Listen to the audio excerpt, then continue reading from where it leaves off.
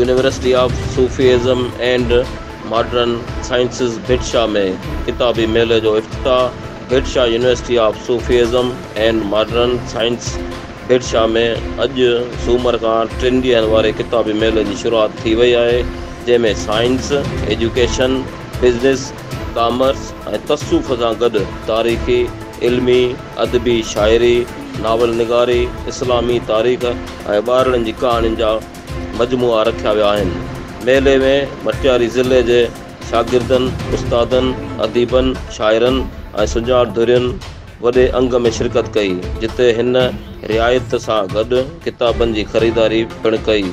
उन खां अलावा सुञाण धुरियुनि जे आमद जो सिलसिलो अञा ताईं जारी आहे। 3 ॾींहनि वारे किताबी मेले जो इफ्तिताह university of Sufism and modern sciences Bhitshah जे vice chancellor professor doctor Parveen Munshi Sahiba कयो, जॾहिं त उन मौक़े ते हाला कॉलेज जे principal Mohammad Ishaq Jamali, assistant professor Manoj Kumar, Bhitshah degree college जे प्रिंसिपल सजण मेमण, लेक्चरर लुत्फ अली लंजवाणी ऐं भिटशाह हाई स्कूल जे उस्तादनि बशीर अहमद पिंजारो, अल्ताफ़ कास्केरी ऐं ॿिया साणस गॾु हुआ।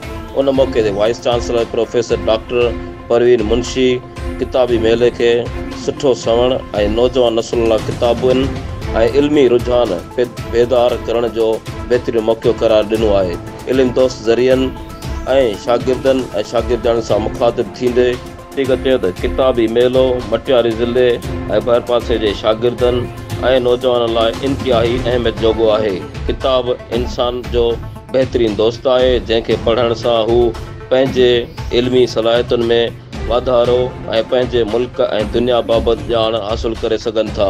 हिन किताबी मेले में लाहौर, रावलपिंडी, इस्लामाबाद ऐं कराचीअ मां मयारी मवाद छपराईंदड़ इदारनि ताउन कयो आहे। अब्दुल वाहिद उमरानी, सोच टीवी, न्यूज़ सईदाबाद।